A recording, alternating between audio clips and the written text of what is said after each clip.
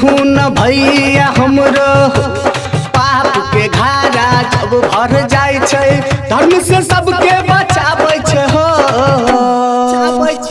की कहिया आपन बुढ़वा के खेला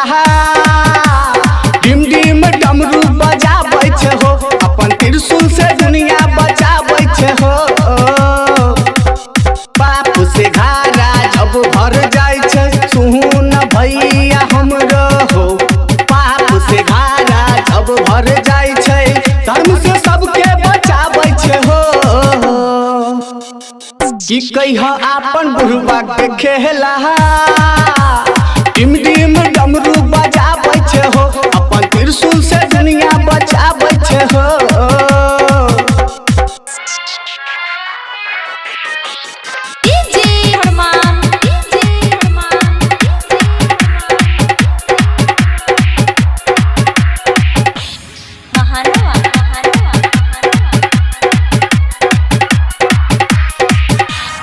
एक हाथ में त्रिशूल बाबा के एक हाथ में डमरू दुनिया भर कर रही जाए कहारा देखू ने बाबा के सगरू हाय हाय देखू ने बाबा के सगरू हाय हाय एक हाथ में त्रिशूल बाबा के एक हाथ में डमरू दुनिया भर में करे जे कहारा देखू ने भाई रे सगरू रे हाय हाय धरती पे आवे पाप मिटावे सुन भैया हमरो धरती पे आवे पाप मिटावे सबके नाच नचावे छै हो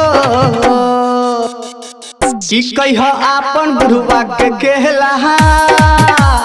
डिम डिम डमरू बजाबै छै हो अपन त्रिशूल से दुनिया चलाबै छै हो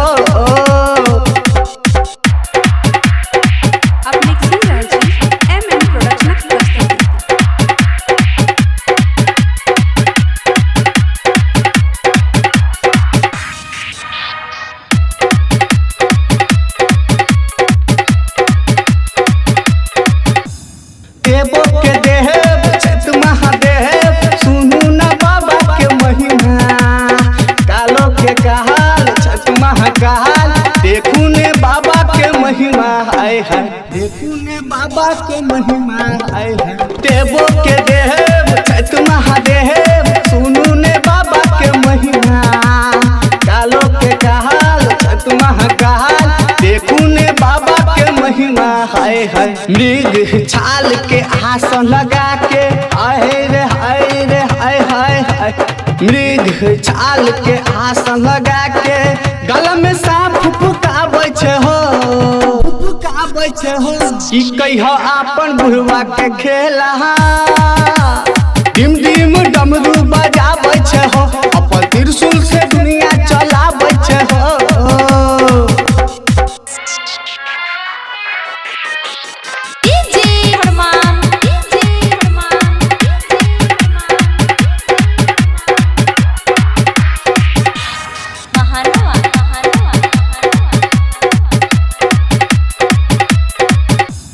डूबल ना हो भोला हमहर बाबा हो पार लगावा जी के हे शर्मा के सुतल भाग के बाबा हो तू जगावा हो हो बाबा हो तू जगावा हो हो डूबल ना हो भोला हमहर बाबा हो पार लगावा जी के हे शर्मा के सुतल भाग के बाबा हो तू पुगावा हो हो करे छ बिनती राइटर सोनू सुन बाबा हमरो करे छ बिनती राइटर सोनू दुनिया में नाम बनाई दी हो